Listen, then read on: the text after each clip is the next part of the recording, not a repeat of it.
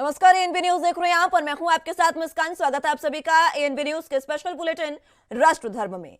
भारत जोड़ो यात्रा के दौरान राहुल गांधी के एक बयान पर फिर से विवाद छिड़ गया है। शुक्रवार को उन्होंने बीजेपी और आरएसएस को जय सियाराम कहने की नसीहत दे डाली है और जय श्री राम और जय सियाराम में फर्क बताया था। अब बीजेपी ने उनके बयान पर अपनी प्रतिक्रिया दी है। शाहनवाज हुसैन ने कहा कि बीजेपी को राहुल गांधी के सर्टिफिकेट की कोई जरूरत नहीं है, वो इलेक्शन वाले हिंदू हैं।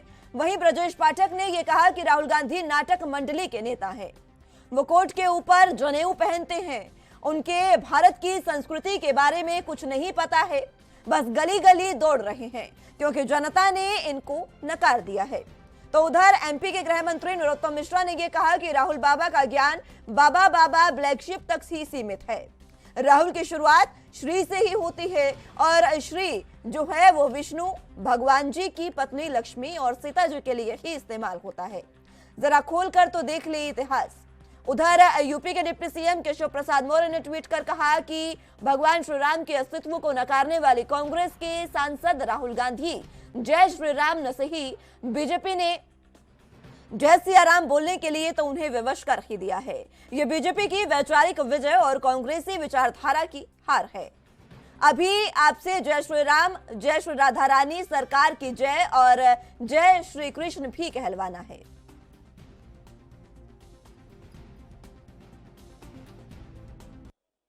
जो भगवान राम थे वो तपस्वी थे। उन्होंने अपनी पूरी जिंदगी तपस्या में डाल दी। सही या गलत? सही बात, ठीक है। फिर उन्होंने कहा, गांधी जी हे राम कहते थे। गांधी जी का नारा था हे राम। हे राम का मतलब क्या बताइए? जब गांधी जी कहते थे हे राम, उसका मतलब क्या था?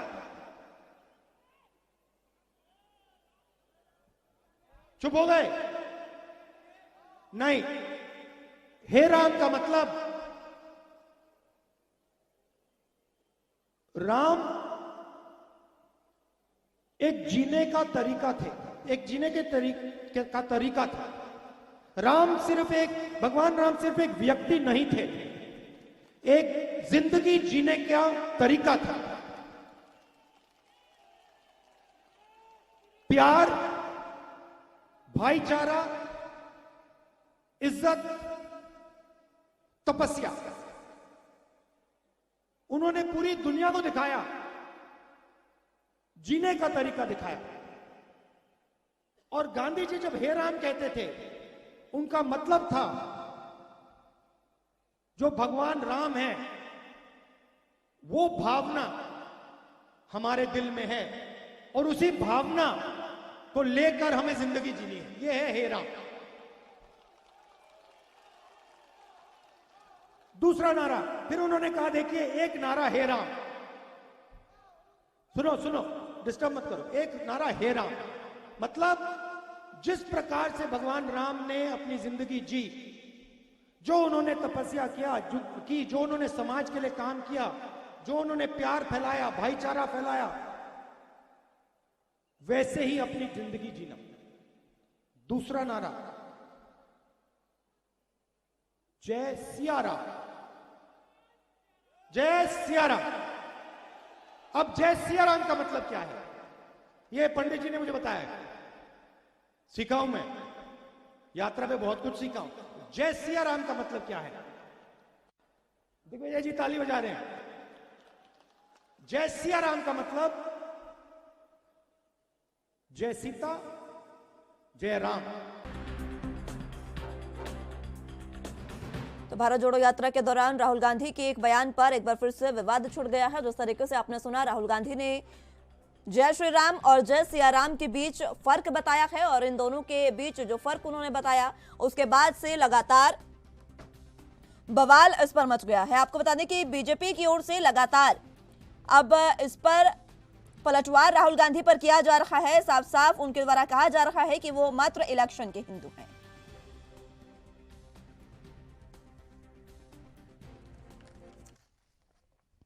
तो जिस तरीके से राहुल गांधी के इस बयान पर जो नसीहत राहुल गांधी ने आरएसएस को दी और बीजेपी नेताओं को दी, वो नसीहत अब उन पर ही कहीं ना कहीं भारी पड़ती जा रही है, क्योंकि एक बार फिर से बीजेपी ने यह साफ कह दिया है कि राहुल गांधी वो है जो कोर्ट पर जनेऊ पहनते हैं और राहुल गांधी वो है जो मात्र इलेक्शन, मात्र वोटिंग के समय जिनको श्री राम याद आते हैं। तो इसी पर चर्चा की शुरुआत कर लेते हैं। तमाम गेस्ट हमारे साथ मौजूद हैं, उनका तारुफ आपसे करवा देते हैं और उसके बाद चर्चा की शुरुआत करते हैं। आनंद संवारिया जी नेता बीजेपी से हमारे साथ मौजूद हैं, रत्नाकर सिंह जी प्रवक्ता कांग्रेस से हमारे साथ मौजूद हैं और आनंद त्रिपाठी जी राजनीतिक विश्लेषक के तौर पर हमारे साथ मौजूद हैं। आप सभी का बहुत स्वागत है एनबी न्यूज पर। सबसे पहले रत्नाकर जी आपके पास आना चाहूंगी। राहुल गांधी ने जिस तरीके से नसीहत दी है, अब उन्हीं पर कहीं ना कहीं भारी पड़ती जा रही है। जय श्री राम और जय सिया राम के बीच फर्क उन्होंने बताया, लेकिन बीजेपी ने उनको यह साफ कह दिया है, जिस तरीके से आपने बयान में भी सुना और बाकी बीजेपी नेताओं के भी बयान में आपको सुनाऊंगी। लेकिन उससे पहले उन्होंने ये कहा कि जो श्री है वो सिर्फ लक्ष्मी माता और सीता माता के लिए ही उपयुक्त होता है, और जब जय के आगे श्री और राम के पहले श्री लगाते हैं तो उसका मतलब ही सिया हुआ। देखिए मुस्कान जी, राहुल गांधी ने जो बात कही है वो स्त्रियों के सम्मान में बात कही है। उनका कहना यह है कि जिस स्त्री को हम लोग वात्सल्य देवी के रूप में पूछते हैं, जिस स्त्री को हम लोग माँ के समान पूछते हैं, बहन के रूप में पूछते हैं, देवी के रूप में पूछते हैं, कन्या पूजा करते हैं, उस स्त्री का सम्मान आखिर भारतीय जनता पार्टी क्यों नहीं करती? आखिर में भारतीय जनता पार्टी जो आरएसएस की उन्होंने बात की, आरएसएस जो संघ भारतीय जनता पार्टी का पेरेंट जो है बॉडी है, उसमें कहीं पे भी कोई स्त्री को नहीं रखा जाता है। आपको ये नहीं लग रहा है कि स्त्रियों का तिरस्कार करती है भारतीय जनता पार्टी? सिर्फ नारा देने से, बेटी बचाओ बेटी पढ़ाओ, नारियों के सम्मान में बीजेपी मैदान में सिर्फ नारा देने से स्त्रियों का सम्मान हो जाता है? अरे जय सिया राम का नारा हम देते हैं, जब गांव में हम लोग मिलते हैं जय सिया राम कहते हैं, तो इसमें कितना प्रेम झलकता है जय सिया राम कहने में।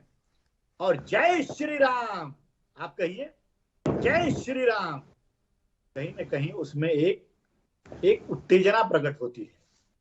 जो आपने देखा होगा बहुत सारा वीडियो मॉब लिंचिंग के आए थे, ये मोदी सरकार में जब बहुत लोगों का मॉब लिंचिंग किया जाता था तो उसमें कुछ आवाजें भी आती थी जिसमें जय श्री राम जय श्री राम जय श्री राम कहते हुए लोगों को सुनाई पड़ता था। हम तो प्रेम की बात करते हैं, हम तो गांधी जी के विचारधारा वाले हैं। गांधी जी ने कहा है, रघुपति राघव राजा राम पतित पावन सीता राम, ईश्वर अल्लाह तेरो नाम सबको सन्मति दे भगवान। तो ये भारतीय जनता पार्टी को भगवान श्री राम, माता सीता इनको सन्मति दे और महिलाओं का सम्मान करने के लिए सिखाए, क्योंकि आधी आबादी को पूरा हक मिलना चाहिए। और जहां पे पुरुषों को सम्मान दिया जाता है इस समाज में, भारतीय जनता पार्टी स्त्रियों का भी सम्मान देने का काम करे, तब यह समाज जो है परिपूर्ण होगा। अच्छा, मैं ये पूछना चाहता हूँ कि क्या कभी हम लोग ऐसा कल्पना कर सकते हैं बिना राधा के कृष्ण के? राधे कृष्ण बोलते हैं हम लोग। क्या हम भगवान शंकर की कल्पना बिना गौरी के कर सकते हैं? गौरी शंकर हम कहते हैं। तो ये भगवान के प्रति श्रद्धा, स्त्रियों के प्रति श्रद्धा, देवी के प्रति श्रद्धा दिखाने का काम, सिखाने का काम राहुल गांधी ने किया है। और राहुल गांधी, मैं एक चीज स्पष्ट रूप से कहना चाहता हूं, राहुल गांधी जी का सर्टिफिकेट भी देख लेंगे भारतीय जनता पार्टी के नेता, उसमें हिंदू लिखा है और वह जन्मजात हिंदू हैं, आजीवन हिंदू रहेंगे और जीवन काल के बाद भी उनको हिंदू के रूप में ही याद किया जाएगा। तो भारतीय जनता पार्टी अपने गिरेबान में झांके स्त्रियों का कितना सम्मान करती है। ये कुलदीप सिंह सेंगर की तरह जो इनके विधायक जो राक्षस रूप में किसी दलित महिला को का रेप करके हत्या करवाने की कोशिश करने का काम करती है, चिन्मयानंद जैसे इनके सांसद, याद है ना कितने वीडियोस आए महिलाओं के साथ जो है इनका। तो इस तरह का तो चरित्र है भारतीय जनता पार्टी का। ये क्या कहेंगे महिलाओं के सम्मान में, बीजेपी के सम्मान में? ये सिर्फ बातें कर सकते हैं, इज्जत नहीं कर सकते, सम्मान नहीं कर सकते। ठीक है आनंद साहब। रत्नाकर जी कह रहे हैं कि जय श्री राम में एक उत्तेजना दिखती है और जय सिया राम जो है वो उसमें बहुत प्रेम नजर आता है कांग्रेस को। मुस्कान जी, मैं ये कहना चाह रहा हूं कि हमारे भारतवर्ष में कहावत है कि छाछ तो बोले, छालनी क्या बोले। छाछ मीन जिसमें हम अनाज को पटकते हैं, और छलनी मतलब एक बर्तन होता है उसमें हजारों छेद होते हैं। तो राहुल गांधी राम के बारे में व्याख्यान दे रहे हैं, उस पार्टी के नेता जो राम का अस्तित्व नहीं मान रहा था कि राम तो एक काल्पनिक चीज है। राम सेतु के बारे में ये कहा गया है इनकी पार्टी के द्वारा कि ये सिर्फ एक सोच विचार की बात है। वो तो जब नासा ने दिखाया तो इनको मानना पड़ा। तो मुझे अच्छा लगा कि भारतीय जनता पार्टी और जनता, भारतीय जनता के दबाव में आकर के आज राहुल गांधी जी जो अपना जनेऊ कोट के ऊपर पहन करके आते हैं और जो पदयात्रा में ये कह रहे हैं कि मैं, अभी उनकी उम्र करीबन भगवान करे 100 साल करे, 55 साल के तो हो गए होंगे, वो कह रहे मैं यात्रा में भारतवर्ष को सीख रहा हूं, सीखने के लिए यात्रा कर रहा हूं। तो अच्छा किया आज जय सिया राम बोलने की बात तो आई। तो कम से कम अभी रत्नाकर जी सुन लीजिए, मैं आपका प्रवचन सुन चुका हूं। राम को तो आप मानते ही नहीं है। जय सिया राम, जय श्री राम, ये युग युगांतर से भारतीयों का एक आस्था है। राहुल गांधी तो किसी हालत में भी इस चीज को समझ नहीं पाएंगे कि आस्था क्या होती है, क्योंकि उनके सामने तो सिर्फ नकली हिंदू। अभी इलेक्शन का मौका है, इलेक्शन के मौके में इलेक्शन पे तो जा नहीं रहे वो।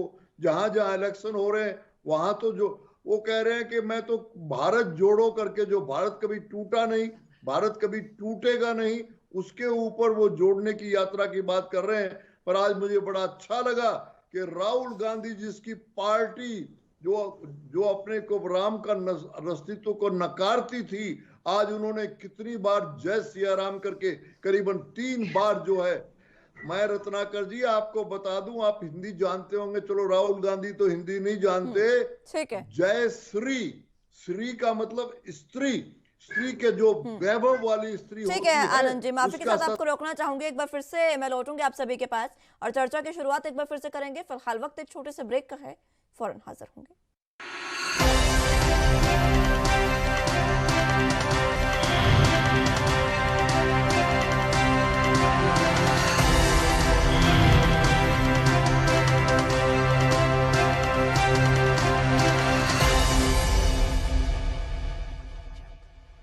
ब्रेक के बाद एक बार फिर से स्वागत है आप सभी का। चर्चा की शुरुआत एक बार फिर से कर लेते हैं। तमाम गेस्ट हमारे साथ मौजूद हैं। आनंद जी अपनी बात पूरी करें। मैं वही कह रहा हूं कि रत्नाकर जी को तो कम से कम हिंदी आती होगी।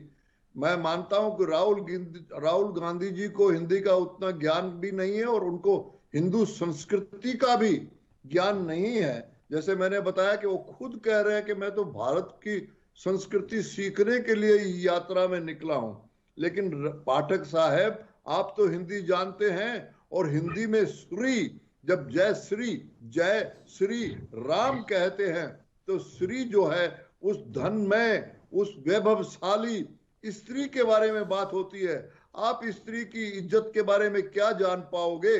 मैं आपको नहीं कहना चाह रहा पाठक साहब, मैं राहुल गांधी जी को कहना चाहता हूं कि जिनकी संस्कृति ही बिल्कुल जनेऊ कोट के ऊपर जनेऊ पहन करके सिर्फ इलेक्शन के टाइम में हिंदू बनने के लिए। बड़ा अच्छा लगा आज राहुल गांधी ने किस तरह से नारे लगाए जय सिया राम, और मेरे ख्याल से 101 बार राम का नाम लिया, तो शायद उनका भी परलोक सुधरने के चांसेस हैं। ये तो बिगड़ चुका है, क्योंकि गुजरात में और हिमाचल में जो हुआ है उधर देखने की तो नहीं है।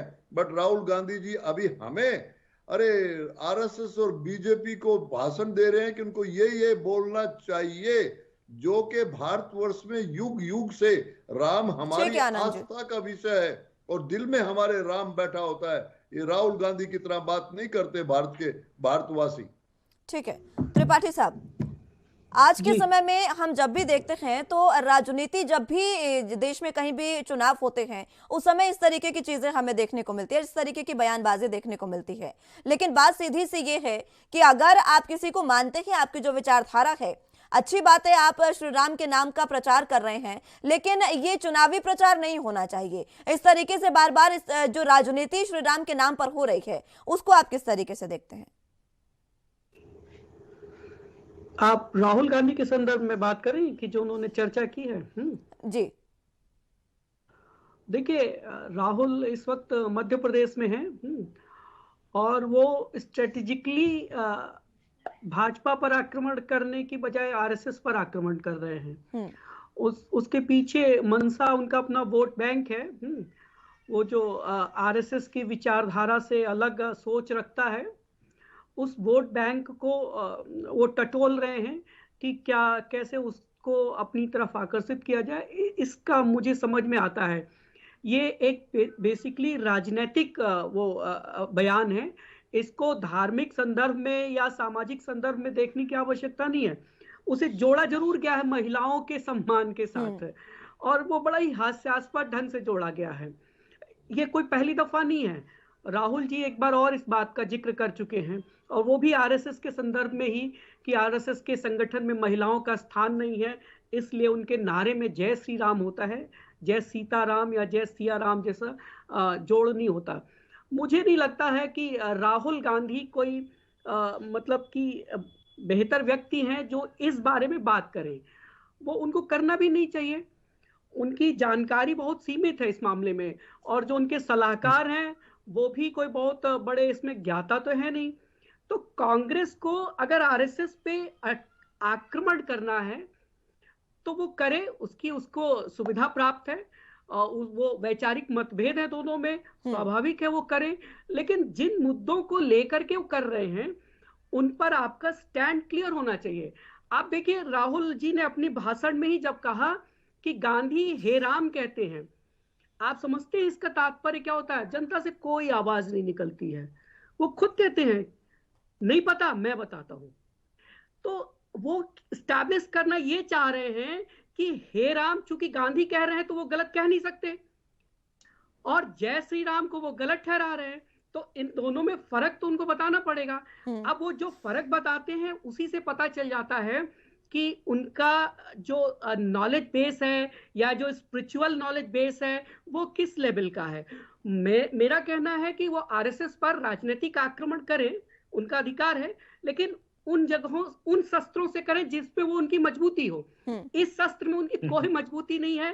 कांग्रेसी ही नहीं, सभी कांग्रेसी इस बात पर अचंभित होते हैं कि ये बार बार उसी एक तीर को ले आते हैं जो कि बुझ चुका है, जो चल नहीं पाता है।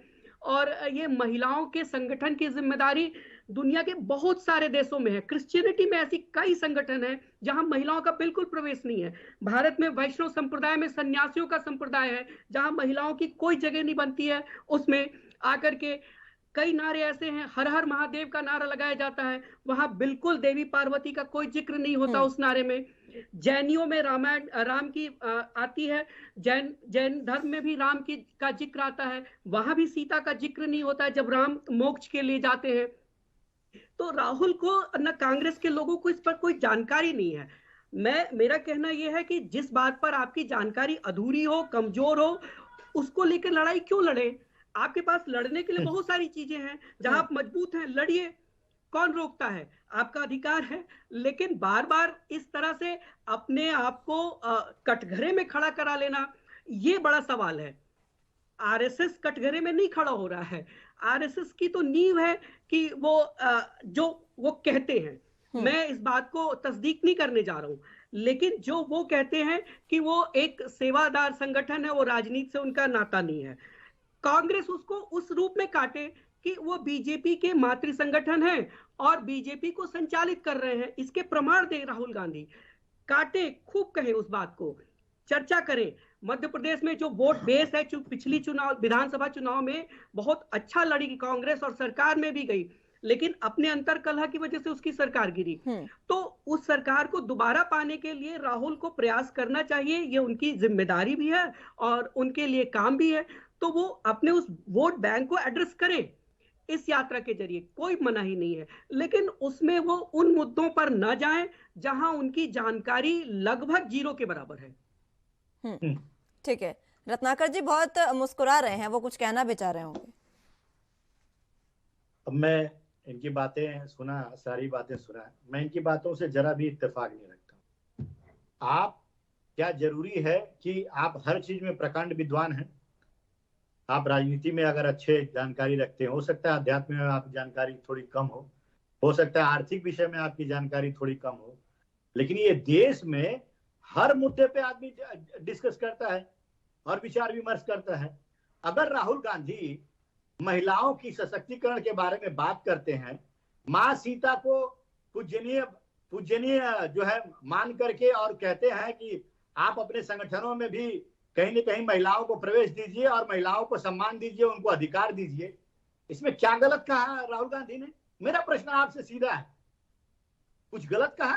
उन्होंने तो सही मांगे की ना। हो सकता है कि अध्यात्म के बारे में उनकी नॉलेज जितना आध्यात्मिक लोगों को होता है उससे उसमें ना हो, लेकिन अगर समाज में महिलाओं के सशक्तिकरण के, महिलाओं के बारे में अगर आवाज उठाने की जिम्मेदारी उनकी है, बतौर एक देश के युवा नेता और बड़े नेता के रूप में, तो वो नहीं उठाएंगे। वो क्यों नहीं उठाएंगे? क्यों नहीं बात करेंगे महिलाओं के बारे में? हम कांग्रेस पार्टी तो आधी आबादी और पूरा हक की बात करती है, और आप जो है, आप लोग जो है बैठ के नुक्ताचीनी करने की जगह, सही तर्क देने की जगह आप लोग राहुल गांधी को क्रिटिसाइज करते रहते हैं। अरे व्यक्तिगत टिप्पणी जो है वो न करके समाज को सुधार के लिए, महिलाओं के हक के लिए अगर कोई बात कहते तो जरा वो एक्सेप्टेबल था और रहता। मैं बिल्कुल आपके विश्लेषक महोदय से बिल्कुल किसी भी बात से इत्तेफाक नहीं रखता हूं। हो सकता है मेरा नॉलेज भी अध्यात्म में बहुत ज्यादा नहीं है, लेकिन मेरा सम्मान है महिलाओं के प्रति, माओं के प्रति, बहनों के प्रति, सबके प्रति मेरा सम्मान है। तो मैं उनके अधिकारों के लिए नहीं लड़ूंगा? मैं एक सामाजिक आदमी हूं तो मैं उनके अधिकारों के लिए जरूर लड़ूंगा। दूसरी बात, मैं आता हूं भारतीय जनता पार्टी के प्रवक्ता महोदय से, ये कह रहे थे कि कांग्रेस पार्टी को कुछ राम से लेना देना नहीं है, ये नकली हिंदू हैं। अगर राहुल गांधी नकली हिंदू हैं, कांग्रेस वाले नकली हिंदू हैं, मैं नकली हिंदू हूं, तो आप एक काम करिए, आप जितने भी कांग्रेस के लोग हैं ना, उनका सर्टिफिकेट रद्द करा दीजिए। जो बर्थ सर्टिफिकेट होता है जिसमें हिंदू लिखा रहता है ना, उसको रद्द करा दीजिए। क्यों रद्द करा दीजिए? उसका क्या कारण है कि आप हमारे जो धर्म को, हम जिस संप्रदाय में जन्मे हैं उसको बदलने का आपको नकली कहने का कोई अधिकार नहीं। हम जन्मजात हिंदू थे, जन्मजात हिंदू रहेंगे और हिंदू ही मरेंगे। आपके कहने से मैं हिंदू से ईसाई नहीं हो जाऊंगा। और रही कांग्रेस पार्टी के हिंदू प्रेम की, तो आप लोग कितना छद्म राष्ट्रवादी हैं ये मैं आपको बता देता हूं। आर्यमानंद, राजीव गांधी ने सबसे पहले कौन मंदिर का ताला खुलवाया था? वहां पे पूजा अर्चना किसने करवाई थी अयोध्या में? राम मंदिर का राजीव गांधी ने करवाई थी। ये वही भारतीय जनता पार्टी है जो 90 के दशक में नरसिम्हा राव की सरकार में जब कांग्रेस पार्टी राम मंदिर बनाने का अध्यादेश लेके आती है, तो ये फर्जी हिंदुत्व के ठेकेदार उसका विरोध करते हैं। तो ये कितने बड़े हिंदुत्व लोग हैं। अरे हम तो सबको लेके चलने वाले लोग हैं, हम तो गांधीवादी लोग हैं, हम तो गांधी विचारधारा से चलते हैं। सारे संप्रदाय को, सारी जातियों को, स्त्री हो पुरुष हो, कोई लिंग भेद नहीं करते, कोई धर्म भेद नहीं करते, जाति भेद नहीं करते। तो हम तो सबको लेकर के और चलने की बात करते हैं, और आपको उसमें भी खामियां नजर आती हैं। आप लोग कितना व्यक्तिगत हमला करेंगे? सामाजिक कुछ कार्य किया नहीं आप लोगों ने। भारतीय जनता पार्टी ने क्या किया इस देश के लिए 8 साल के शासन में? जरा मुझे बता दीजिए। महंगाई देने के सिवा, बेरोजगारी देने के सिवा, महिलाओं पे अत्याचार बढ़ने के सिवा आपके शासनकाल में, किसानों के आय को घटाने के सिवा आपने किया क्या है? देश में देश की संपत्तियों को बेचा है आपने। अडानी और अंबानी जैसे लोगों के हाथों में देश की संपत्तियों को बेचने का काम किया है। किस राष्ट्रवाद की बात करते हैं आप लोग? आप लोग छद्म राष्ट्रवादी हैं और फर्जी हिंदुत्व के ठेकेदार हैं। ये दुनिया जान गई है और समाज समझ गया है। आनंद जी। नहीं, मुस्कान जी, मुझे बड़ा दुख लगा, रत्नाकर जी शायद समझ गए कि मैं इनको हिंदू नहीं कह रहा हूं। रत्नाकर जी, मैं आपको पूरा हिंदू मान रहा हूं। आप जो कह रहे हैं वो बिल्कुल सही कह रहे हैं। तो कांग्रेस आप कोई जन्म हिंदू से नहीं हिंदू, सुन लीजिए ना। आप और आप जैसे बहुत सारे कांग्रेसी भी हिंदू हैं। बट मैं जो बात करना चाह रहा हूं कि आपकी पार्टी जिसका के नाम Congress, the great Congress, the great old party, जो माइक्रोस्कोप में देखने के काबिल रह गई है, 2 स्टेट में रह गई है और वहां पे भी नामो निशान। मैं वहां कहना चाह रहा हूं कि वो पार्टी ने राम के नाम को काल्पनिक किया। मैं पूछना चाहता हूं, आपके नेताओं ने कहा कि राम क्यों विरोध काल्पनिक किया है। आपने 91? आपने सुप्रीम कोर्ट के केस में कितने कितने वकील ले जाके राम जन्मभूमि मंदिर के पीछे आड़ में लगाया। और ये अभी मैं त्रिपाठी जी को सुन रहा था। देखिए, इलेक्शन के टाइम में हर एक का कोई हक है, लेकिन राहुल गांधी जी का ज्ञान, तो आपने कहा कि उनको आध्यात्मिक ज्ञान नहीं है। रत्नाकर जी, राहुल जी को तो कोई भी ज्ञान नहीं है। वो आलू डालते हैं और सोना निकालते हैं। और कितने लीटर का आटा बिकता है। तो मैं ये कहना चाह रहा हूं, राहुल गांधी जी का मैं कसूर नहीं मान रहा। उस बेचारे को तो बलि का बकरा बना करके, ठीक है, उन्होंने सोचा कि मैं इलेक्शन में नहीं जाऊंगा।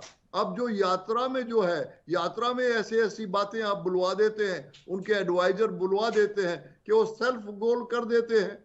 श्री राम के बारे में भारतवर्ष में बात करने के लिए मैं तो कह रहा हूं कि रत्नाकर जी जिस तरह से आज उन्होंने प्रवचन दिया है, मुझे तो अच्छा लग रहा है कि कम से कम वो 2 मिनट के भाषण में 25 बार राम का नाम तो लिया। तो राम का नाम लेके ये जन्म तो जैसा हो गया। तो हम तो कहते हैं हम हिंदू हैं, हम मानते हैं कि पुनर्जन्म भी होता है जितनी बार राम का नाम लेंगे। लेकिन राहुल गांधी जी जो राम का नाम लिया है, वो एक व्यवस्था थी, वो एक उनकी व्यवस्था, मतलब मजबूरी रही है कि इलेक्शन के दौरान में उनको ये राम का नाम लेना पड़ा। पर उनको राम के अध्यात्म का बारे में, राम की महानता के बारे में ना उन्होंने रामायण पढ़ी, ना उन्होंने रामचरितमानस पढ़ा। भारतवर्ष के 133 करोड़ लोगों में उनको राम की जो आस्था है, उनको अभी पता नहीं, मेरे ख्याल से कई जन्म लेने पड़ेंगे राम के बारे में सोचने के। त्रिपाठी जी ने पूरी डिटेल में बता दिया कि उनको वो चीजें नहीं बोलनी चाहिए जिन पे उनका ज्ञान सीमित है। लेकिन चलो, इलेक्शन के टाइम वो जो मर्जी में बोलते रहे। तो अभी बड़ा अच्छा लगा कि आज उन्होंने 2 मिनट में राम का नाम ले लेकर के बात किया। हम तो कहते हैं कि वो भी हिंदी संस्कृति में आए, राम को माने, राम मंदिर को माने और राम सेतु को माने। जो सच्चाई है उसको मानने में कोई नुकसान नहीं है। ठीक है, उनके नेता ने कहा था कि चलो कह दिया उस वक्त के वो। अब आरएसएस की बात आप कर रहे हैं। अब आरएसएस के बारे में, सरवर जी के बारे में राहुल गांधी ने जो बयान दिए, वो अपनी दादी जी के अगेंस्ट, उनकी दादी जी ने जो कहा था उसके अगेंस्ट बोला। तो आज ये डिबेट नहीं है, मैं नहीं उस बात पे जाना चाह रहा। लेकिन आप रत्नाकर जी हिंदू हैं, बहुत सारे कांग्रेसी हिंदू हैं, बट आपका एटीट्यूड हिंदुओं के अगेंस्ट है। आपके बड़े बड़े नेता जो है वो कह रहे हिंदू तो एक बड़ी गाली है। आपके केरला के एक नेता ने बोला है हिंदू होना एक गाली है। और आप जो इस तरह की बातें करते हैं, ये अलग भारतवर्ष की जनता अच्छी तरह से जानती है कि राम की आस्था क्या होती है। आप जानते होंगे रत्नाकर जी, बट कांग्रेसी कल्चर नहीं जानता। मैंने आपको हिंदू होने में शक नहीं किया, आप बिल्कुल पाठक साहब हैं,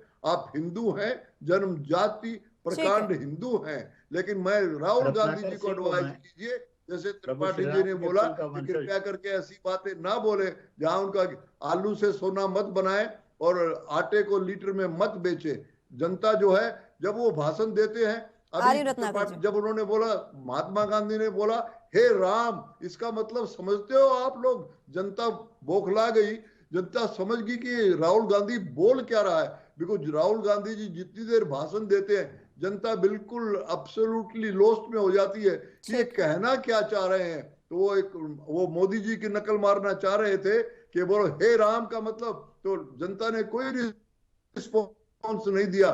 उन्होंने खुद ही व्याख्या कर दी और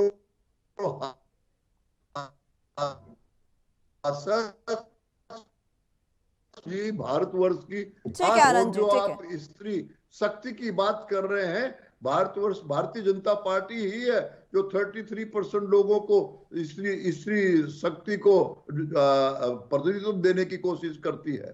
तो ये बात है, राम के बारे में आप खिलवाड़ मत कीजिए, राहुल गांधी जी को बता दीजिए। बाकी और बहुत सारे ठीक है मुद्दे अभी त्रिपाठी जी ने बताया है। त्रिपाठी साहब, आपने दोनों प्रवक्ताओं की बात सुनी है।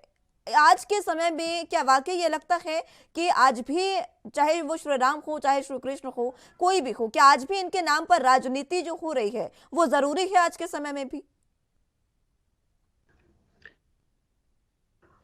देखिए, राजनीति को धर्म से अलग रखने की बात बड़ी आदर्शात्मक लगती है, लेकिन भारतीय परंपरा में कभी धर्म और राजनीति दो अलग क्षेत्र नहीं रहे।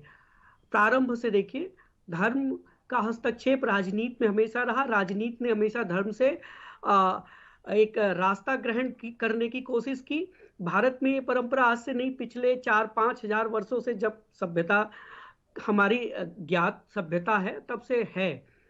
लेकिन जो राजनीति का इस्तेमाल निजी स्वार्थों में राजनीति में वर्तमान में किया जाने लगे, या उसे बेवजह धर्म को घसीटा जाने लगा राजनीति में, वो निश्चित रूप से उसका त्याग होना चाहिए भारतीय राजनीति में। जो कुछ भी है राजनीति आज के समय में, जब भारत धर्मनिरपेक्ष है स्वतंत्रता के बाद आधुनिक दौर में, तो राजनीति में धर्म का उस तरह से घालमेल करने की आवश्यकता नहीं है और बेवजह से धार्मिक मुद्दों को छेड़ने की आवश्यकता नहीं है। अभी जब कांग्रेस के लोग बड़ा कह रहे हैं कि महिलाओं का सम्मान करना उनका अधिकार है, महिलाओं को अधिकार दिलाना अधिकार है, उनका अधिकार है। अब ध्यान होगा, 55 सालों से तो कांग्रेस ही शासन कर रही थी, तो महिलाओं को अधिकार क्या कम मिले थे जो अब उनको दिलाने की याद आ रही है? कई सारी बातें आई, कहा गया कि हम महिलाओं को अधिकार देते हैं। याद है 1985 का साहबानों का मसला, जब एक 65 साल की बूढ़ी औरत परित्यक्ता को 2 रुपए के मेहर पर बाहर कर दिया गया, तो सुप्रीम कोर्ट ने फैसला दिया कि उसकी आजीविका चलाने के लिए उसके पति को जीवन यापन खर्च देना पड़ेगा। राजीव गांधी की सरकार थी, 412 सांसदों की बहुमत वाली सरकार थी, जिसने सुप्रीम कोर्ट के इस फैसले को पलट दिया। तो महिला समर्थक सरकार थी वो, जो महिलाओं के जीवन यापन, 65 साल की वृद्ध महिला के जीवन यापन के सुप्रीम कोर्ट द्वारा दिए गए आदेश को पलट देती है। महिलाओं के अधिकार के लिए लड़ रहे थे राजीव गांधी। सभी जातियों की बात आई तो 1979 में मंडल कमीशन की रिपोर्ट आ गई थी, जिसे 5 साल श्रीमती इंदिरा गांधी की सरकार और 5 साल अगले श्री राजीव गांधी की सरकार चुपचाप ठंडे बस्ते में डाल करके बैठे रहे, सर्वजातीय के हितैषी की बात कर रहे हैं। पूरा नॉर्थ ईस्ट क्रिश्चियनिटी में बदल गया 47 से लेकर के कांग्रेस के शासन में, चुपचाप बैठे रहे, बढ़ावा देते रहे। सारे नॉर्थ ईस्ट के आदिवासी मेजोरिटी में क्रिश्चियनिटी की तरफ चले गए चुपचाप। कोई तो सर्वधर्म समभाव की बात कर रहे हैं। केरल में मुस्लिम लीग के साथ मिलकर के लगातार सत्ता चलाई, सर्वधर्म समभाव की बात कर रहा है वो मुस्लिम लीग जो इस देश में बंटवारे के लिए जिम्मेदार है। लेकिन कांग्रेस को कोई फर्क इसलिए नहीं पड़ता क्योंकि बंटवारे के लिए तो कांग्रेस भी जिम्मेदार है देश में। तो बहुत सारी बातें हैं। मैं ये कहना चाहता हूं कि जो बात है कि महिलाओं के अधिकार के लिए लड़ने के लिए किसी भी पार्टी को स्वतंत्रता है, लेकिन मेरा सिर्फ ये था कि जो हथियार इस्तेमाल हो ना, वो थोड़ा धारदार हो, वो भोथरा ना हो कि जो चले और समाज में उसे कहीं जगह ही ना मिल पाए। मैं ये कहना चाह रहा था, मैं किसी के लड़ाई के अधिकारों पर चुनौती नहीं दे रहा था। ये समझने की बात है, समझ में नहीं आया वो अलग बात है। के बारे में भी कुछ बोल लीजिए। तो बस मैं यही कहना चाहता हूं कि राजनीति में ऐसे मुद्दों को न प्रश्रय दिया जाए जिनकी आवश्यकता नहीं है। रत्नाकर जी, वैसे अनंत त्रिपाठी जी आपको कह रहे हैं कि थोड़ा बीजेपी के बारे में भी बोल लीजिए। मुझे तो लग रहा है कहीं ना कहीं अघोषित प्रवक्ता जो हम लोग कहते हैं वो अघोषित प्रवक्ता ही बैठे हैं, शायद सावरिया जी को सपोर्ट मिला होगा। चलिए मैं इनके ये तो बातों का खैर जवाब बातें हैं, लेकिन मेरा एक सवाल है जी। आपसे। जिस तरीके से आप जय सिया राम का जो कह रहे हैं कि नारा लगाने की जो आरएसएस को नसीहत दी है कांग्रेस ने, राहुल गांधी ने, मैं ये समझना चाहती हूँ आप इसको महिलाओं से भी जोड़कर देख रहे हैं। जय सिया राम कहने से महिलाओं को बढ़ावा कैसे मिलेगा? हम तो जय श्री लक्ष्मी नारायण भी कहते हैं, जय श्री राधा कृष्ण भी कहते हैं। आप कहती हैं, आरएसएस नहीं कहता है। आरएसएस कहाँ कहता है? आरएसएस तो जय श्री राम कहता है। जय सिया राम आरएसएस से कहवाइए, नहीं कहेंगे ये लोग, क्योंकि ये लोग महिलाओं को अपने समकक्ष कहीं समझते ही नहीं। और रही बात, मैं अभी विश्लेषक महोदय जो कह रहे थे कि धर्म के दृष्टिकोण से जो है राजनीति को नहीं देखना चाहिए, और इल्जाम लगा रहे थे कांग्रेस पार्टी के ऊपर कि राहुल गांधी को धार्मिक मुद्दों पे नहीं बोलना चाहिए। मैं ये स्पष्ट करना चाहूंगा इनसे कि देखिए, सामाजिक विषमताएं जो है ना, वो बहुत रही है समाज में। चाहे विधवा विवाह हो, बहुत सारी विषमताएं रही हैं समाज में। समय समय पे सामाजिक लोग जो है उसका विरोध किए हैं और उसको सही कराए, समाज में वो जो विषमताएं थी उसको ठीक कराए। कहीं भी अभी भी हमारे समाज में इस तरह की विषमताएं कुछ सामाजिक संगठनों में है। अभी उस सामाजिक विषमता को दूर करने का विचार अगर राहुल गांधी कर रहे हैं और कह रहे हैं दूर करने के लिए, तो इसमें क्या गलत कह रहे हैं? अभी सावरिया जी बोल रहे थे कि बड़ा अच्छा लगा उन्होंने जय श्री राम का नारा जो है सिया राम का नारा दिया, अच्छा लगा। तो अगर आपको इतना ही अच्छा लगता है तो आप आरएसएस को लगे हाथों सलाह भी दे दीजिए कि अपने संगठन में महिलाओं को भी वरीयता दे और जय सिया राम का नारा भी लगाएं। ठीक है, तो ये सारी सब चीजें कर दें। अभी ये कांग्रेस के बारे में बहुत सारी चीजें गिना रहे थे जो विश्लेषक महोदय हैं त्रिपाठी जी, ये अभी हाल ही की घटना को याद करना भूल गए। ये भूल गए कि किस तरह से भारतीय जनता पार्टी ने बिल्किस बानो, गुजरात में अभी चुनाव चल रहा है और गुजरात का ही वाकया है, बिल्किस बानो के आरोपियों को, जो रेप के आरोपी हैं, उनको छुड़ाने के लिए भारतीय जनता पार्टी ने कितनी कवायद की और 11 आरोपियों को छुड़वाया गया इसलिए, और उनका फूलमाला से स्वागत भी कराया गया। तो ये भारतीय जनता पार्टी का चरित्र है। वो बलात्कारियों को भी फूलमाला से सम्मान करते हैं। वो चिन्मयानंद जैसे लोगों को भी जब वीडियो वायरल होता है उनको जेल में ले जाती है पुलिस पकड़ के, उनको जमानत दिलाने का काम करते हैं। वो कुलदीप सिंह सेंगर जैसे विधायकों की भी तब तक गिरफ्तारी नहीं करते जब तक कि समाज में हर वर्ग उनके खिलाफ बोलने नहीं लगता, आवाज उठाने नहीं लगता है। तो ये भारतीय जनता पार्टी है। सामाजिक विषमताओं को दूर करने के लिए कांग्रेस पार्टी, राहुल गांधी के साथ जुड़ा हर एक कार्यकर्ता ये जरूर आवाज उठाएगा कि सामाजिक विषमताओं को दूर किया जाए। और एक चीज कह रहे थे भाई साहब की कुछ पश्चिम बंगाल और ये आरएसएस केरला की बात कर रहे थे कुछ कि हम मुस्लिम लीग, मुझे तो नहीं पता है कि केरला में हम लोगों ने कभी, शायद ये मेरी जानकारी में नहीं है, लेकिन मैं इनको याद दिलाना चाहता हूं, ये सबकी जानकारी में, कि बंगाल में यही आरएसएस है जो मुस्लिम लीग के साथ वहां पे सत्ता शासन चलाने का काम की थी।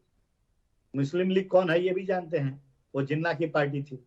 तो जो पार्टी देश को तोड़ने का काम की है, उस पार्टी के साथ आरएसएस ने बंगाल में सरकार बनाया और सरकार चलाया, और आरोप हमारे ऊपर लगाया जा रहा है। हम अगर समाज के में स्त्रियों के हक की बात करते हैं तो आप हमारे ऊपर खिल्ली उड़ाते हैं कि राहुल गांधी सिया राम की बात कर रहे हैं, सीता माता की बात कर रहे हैं। अरे आप सामाजिक विषमताओं को, संगठन की विषमताओं को दूर करिए। समाज में एक जो माहौल आप लोगों ने हिंदू मुसलमान का करके खराब करके रखा है, मैं मुस्कान जी एक चीज कहना चाहूंगा, प्रभु श्री राम जी जो है सबरी के जूठे बेर भी खाते थे।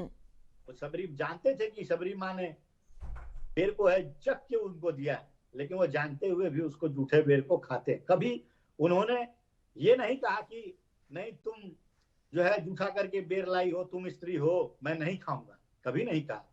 वो तो प्रेम के भूखे थे, वो स्त्रियों का सम्मान करते थे। लेकिन भारतीय जनता पार्टी आज पूरे देश में इस तरह का राजनीतिक वातावरण, सामाजिक वातावरण तैयार कर दी है कि जोमैटो का एक डिलीवरी बॉय अगर मुसलमान होता है तो भारतीय जनता पार्टी के लोग उसको बायकॉट करने का नसीहत देते हैं। तो ये समाज को किस दिशा में लेकर मुड़ रहे हैं? हम अपने आने वाले नौनिहालों को क्या शिक्षा दे रहे हैं? हम युवाओं को क्या बता रहे हैं? कि तुष्टीकरण की राजनीति सिखा रहे हैं, ध्रुवीकरण की राजनीति सिखा रहे हैं, लोगों को लड़ाने की बात कर रहे हैं। अरे कांग्रेस की विचारधारा को अपनाइए, जो तो सबको साथ में लेकर चलने की विचारधारा है और सबको खुश, वसुधैव कुटुंबकम की विचारधारा है। इस तरह की विचारधारा कांग्रेस पार्टी रखती है। भारतीय जनता पार्टी की तरह लड़ाने वाली और तुष्टीकरण की राजनीति करने वाली विचारधारा नहीं रखती। आनंद जी, बार बार पूछ रहे हैं आपसे रत्नाकर जी कि जय सिया राम अगर आप कह देंगे तो फिर आपको महिलाओं को महत्व देना पड़ेगा और फिर आरएसएस में महिलाओं की जो वर्जित है महिलाओं का वो एक वर्जन जो है वो खुल जाएगा एक तरीके से।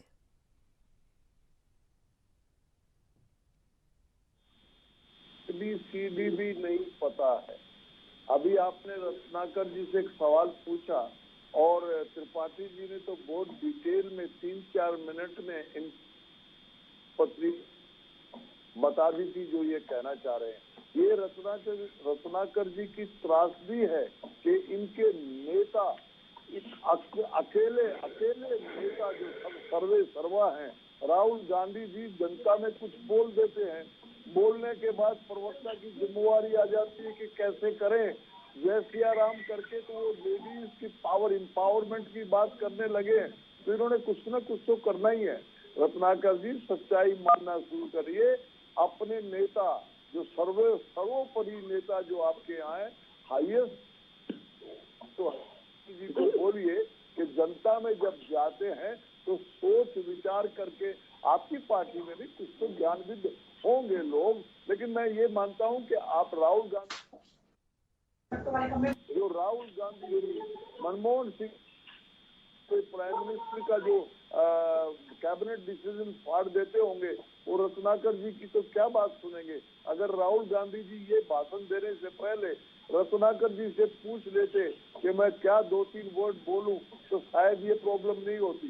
कि वो इनका एक नेता उठता है और एक बयान दे देता है, चाहे औकात की बात हो, चाहे वो गालियां देने की बात हो।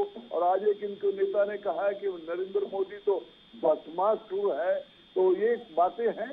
तो रत्नाकर जी, ये चीजें आपके एडवाइजर्स को चाहिए कि आपके जो सबसे सीनियर नेता राहुल गांधी जी हैं, और तो आपकी पार्टी में कोई नेता है ही नहीं, ये के सामने कोई ना उसको एडवाइस कर सकता है, और राहुल गांधी नहीं है, क्योंकि वो अपने आप को प्रकांड पंडित कहते हैं। आलू से वो जो है सोना बना लेते हैं और आटे को बेचते हैं लीटर के हिसाब से। तो आप जरा कृपया करके इनको समझाइए। भारतीय जनता पार्टी के राज्य में एनडीए और स्त्रियों की पूरी सुरक्षा, स्त्रियों का सम्मान पूरी तरह से इस तरह से सुरक्षित है, आपकी तरह से नहीं है। जैसे राजीव गांधी जी की सरकार ने 4 होते हुए अभी जब रुपए के भरण तो आप निश्चित रहिए। जो इलेक्शन जाते हैं ठीक है आनंद जी, आपकी आवाज साफ नहीं आ पा रही है तकनीकी खामी को दूर करने के बाद। एक बार फिर से मैं आपके पास आऊंगी, तब तक रत्नाकर जी कुछ कहना चाह रहे हैं, उनके पास मैं जाना चाहूंगी। देखिए सावरिया जी जो है बार बार आलू सोना, आटा किलो, लीटर ये सब बात कर रहे हैं। शायद इनकी जानकारी सोशल मीडिया पे व्हाट्सएप की जानकारी तक सीमित है। अगर ये गहन अध्ययन करते तो इनको पता चलता कि आरएसएस ने किस प्रकार हजारों करोड़ रुपए खर्च किए राहुल गांधी की। अब देखो आ गई। मैं आपको बताना चाहता हूं, आप गूगल करके सर्च मार लीजिएगा। मैं बता रहा हूं उसका जो है आप अपने तरफ से वेरीफाई कर लीजिएगा। मेरी बातें 100% सही है। ये राहुल गांधी जी जब भाषण दे रहे थे उस समय उन्होंने कहा था कि माननीय प्रधानमंत्री जी लोगों को इस तरह से कहते हैं, किसानों को इस तरह से जुमलेबाजी करते हैं कि एक तरफ आप किसान आलू उगाएंगे और जब मशीन में डालेंगे तो एक तरफ आलू जाएगा और दूसरी तरफ से सोना निकलेगा। इन्होंने मोदी जी का स्टेटमेंट कहा था, आप निकाल लीजिएगा, चाहिए तो मैं आपको वीडियो भी भेज दूंगा, पूरा वीडियो भेज दूंगा। लेकिन ये तुच्छ मानसिकता वाले भारतीय जनता पार्टी के लोग और आरएसएस के लोग राहुल गांधी जी को जानते हैं कि राहुल गांधी जी आज बुलंद आवाज है, आज इनके नहीं, हम तो रत्नाकर जी उनके ज्ञान की बात कर रहे हैं, रत्नाकर जी उनके ज्ञान की बात कर रहा हूं मैं। तो जमीन हिल गई है, तो उनका ये ज्ञान बदनाम करने का काम करेंगे। राहुल गांधी जितने ज्ञानी हैं आपकी पार्टी को प्रॉब्लम में डाल देते हैं जब भी भाषण देते हैं। खाली विचार शून्य लोग हैं आप। दूसरी चीज ये कह रहे थे कि राहुल गांधी ने कहा कि जब गिना रहे थे तो कहा कि किलो आटा को जो है वो लीटर में कहा। शायद मैं फिर वही बात कहूंगा कि आरएसएस ने हजारों करोड़ खर्च किए राहुल गांधी को बदनाम करने के लिए। राहुल गांधी ने जब आटा को लीटर कहा, with in friction of second उन्होंने करेक्शन किया। ये होता है स्लिप ऑफ टंग, जब हम बोलते हैं ना तो स्लिप ऑफ टंग होता है। उन्होंने करेक्ट किया। चलिए, ये स्लिप ऑफ टंग मान लिया। रत्नाकर जी, एक सवाल है मेरा छोटा सा आपसे। पूरी बात सुन लीजिए, मैं मोदी जी के बारे में भी कहूंगा अभी। जल्दी से बात रखिएगा। करेक्ट करके उसको लीडर में कहा। मोदी जी ने भी तो कहा बेटी बचाओ बेटी पटाओ, और कहने के बाद उन्होंने माफी भी नहीं मांगी। राहुल गांधी ने तो सॉरी बोल के तुरंत करेक्ट कर लिया लीडर को। तो ये क्या बात कहेंगे? और ये बात कह रहे हैं कि इनके प्रधानमंत्री जी जो है, भारतीय जनता पार्टी के जो लीडर हैं माननीय नरेंद्र मोदी जी, उनको हम लोग भस्मासुर कहते हैं, तमाम चीज कहते हैं। ये भारतीय जनता पार्टी लोग भूल जाते हैं, इनकी याददाश्त थोड़ी कमजोर है। ठीक है रत्नाकर जी, सदन में यही मोदी जी हैं, माफी मांगने में तो राहुल गांधी एक्सपर्ट है। सुपनखा कह के बुलाती हैं, सुपनखा कह के बुलाते हैं ये मोदी जी। चौकीदार चोर के बाद माफी किसने मांगी थी? प्रधानमंत्री को कहते हैं कि रेनकोट पहन के बाथरूम में नहाते हैं। ये मोदी जी हैं जो सोनिया गांधी जैसी नेता को कहते हैं कि जर्सी गाय है। ये मोदी जी हैं जो राहुल गांधी को कहते हैं कि 50 करोड़ की गर्लफ्रेंड को लेके घूमते हैं। तो ये महिलाओं का सम्मान करते हैं कि महिलाओं का अपमान करते हैं? ये भारतीय जनता पार्टी के लोग मुझे आज बता दें। ठीक है, आनंद जी जल्दी से अपनी बात पूरी करेगा, उसके बाद मैं त्रिपाठी जी के पास जाऊंगी। रत्नाकर जी को कह रहा हूं कि रत्नाकर जी, राहुल गांधी तो माफी मांगने का एक्सपर्ट है। पहले माफी मांग ली, उसके बाद माफी मांग ली। उन्होंने तो सुप्रीम कोर्ट में माफी मांगी जो चौकीदार चोर के बारे में, तो वो माफी मांगने में पूरे एक्सपर्ट रहते हैं। नहीं, आप माफी नहीं मांगेंगे बेटी बचाओ बेटी पटाओ में? मतलब आप उस स्टेटमेंट पे कायम हैं? नहीं, मैं तो आपके राहुल गांधी की बात कर रहा हूँ। ठीक है, चलिए, ठीक है, बात करता हूँ। क्या कंपेयर करेंगे आप उसको किसी तरह से? कुछ भारतवर्ष की संस्कृति और भारतवर्ष के बारे में एबीसी कुछ भी पता नहीं है। वो तो हर एक 2 महीने के बाद फॉरेन कंट्री चले जाते हैं। ये तो हमारी मजबूरी है उनकी। और वो जो एक पद यात्रा कर रहे हैं ताकि ध्यान डाइवर्ट हो जाए लोगों का उनकी कमियों के बारे में। क्या बात करोगे आप कांग्रेस वालों? आप लोगों ने तो सारे भारतवर्ष का जिस तरह से। ठीक है रत्नाकर जी, आनंद जी, सूतुमेमे से बाहर निकलते हैं। ठीक है, सूतुमेमे से बाहर निकलते हैं। त्रिपाठी जी, आपके पास मैं आना चाहूंगी। देखिए, भारत जोड़ो यात्रा जो कर रहे हैं राहुल गांधी, वो कह रहे थे कि हम भारत को जोड़ने के लिए निकले हैं। लेकिन इसी भारत जोड़ो यात्रा की अगर हम बात करें, शुरुआत से लेकर अब तक कुछ मुख्य ऐसी बातें इसमें हो गई हैं जिससे उनकी भारत जोड़ो यात्रा पर ही कहीं ना कहीं लोग शक करने लगे हैं। कभी वो सावरकर पर बयान दे देते हैं, कभी अब जय श्री राम और जय सिया राम की बात उन्होंने कर दी है, और एक बार तो ऐसा हो जाता है कि राष्ट्रगीत की वो बात करते हैं और नेपाल का राष्ट्रगान चल जाता है। इस तरीके की तमाम चीजें हमने देखी है। ये राहुल गांधी के साथ ही बार बार क्यों होता है? नहीं, ये राहुल गांधी के साथ बार बार नहीं होता है। देखिए, बड़ी लंबी यात्रा है, थकान भी होती है इसमें, लेकिन कई बार चीजें होती हैं, मिस्टेक होती हैं, ह्यूमन एरर्स है, उससे अलग नहीं हटा जा सकता। लेकिन जो सावरकर और आज का जो कल का जो बयान है, ये तो एक राजनीति के तहत सोची समझी रणनीति के तहत दिया गया है और ये राजनीतिक लाभ के लिए किया गया है। मैं नहीं समझता इसमें कोई बुराई है। कांग्रेस पार्टी के वो पूर्व अध्यक्ष हैं, बड़े नेता हैं, उनकी देश में बात सुनी जा रही है, तो अपने कार्यकर्ताओं में उनको जोश भी जगाना है। लेकिन इसका तात्पर्य मैं जो कहना चाह रहा हूं कि मुद्दों को, जिसे कहते हैं ना कि एक समझदार नेता वो होता है जो अपने पत्ते बड़े करीने से सजा के रखे और कब कहाँ किसे चलना है उसे चले, तरीका ये होता है। लेकिन उस तरीके से राहुल जी के जो सलाहकार है ना, उनको जो सलाह दे रहे हैं वहां समझदारी का अभाव है उनके सलाहकारों में। अब कांग्रेस के लोगों को बुरा लगेगा, स्वाभाविक बात है ना, इसमें कोई है, लेकिन ये जो पत्ते चल रहे हैं वो पत्ते बहुत तरीके से नहीं चल रहे हैं।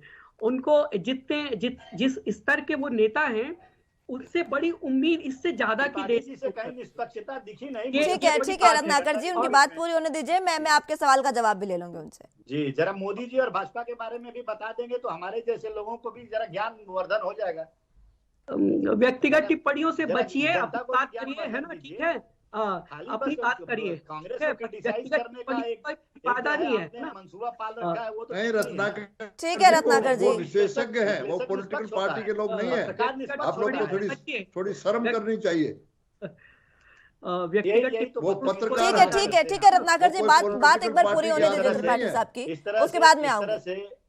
मैं वही कहना चाहता हूँ, आप कांग्रेसियों की आदत है ये, ज्यादा की उम्मीद कर रहा है और उस उम्मीद पर खरा उतरने की जिम्मेदारी उन्हीं की है। अब वो जैसे उतरे, न उतर पाए, सफल हो न सफल हो, ये उनकी पार्टी और उनका अपना मत है। बाकी जैसा वो करे वो उनको मुबारक। चलिए ठीक है, समय की समाप्ति। बहुत बहुत शुक्रिया आप सभी का हमारे साथ जुड़ने के लिए और चर्चा हमारे साथ करने के लिए। समय मुझे इतनी ही इजाजत देता है, लेकिन जिस तरीके से भगवान के नाम पर लगातार राजनीति हो रही है और अलग अलग तरीके के मुद्दे इस राजनीति को आगे बढ़ाने के लिए निकाल कर लाए जा रहे हैं, सीधी सी बात यह है कि जनता आपके काम को देखकर वोट करती है, तो इस तरीके की राजनीति जो है, राजनीति का गिरता स्तर जो है, उसको कहीं ना कहीं उठाने की अब जरूरत हो देख चल रही है।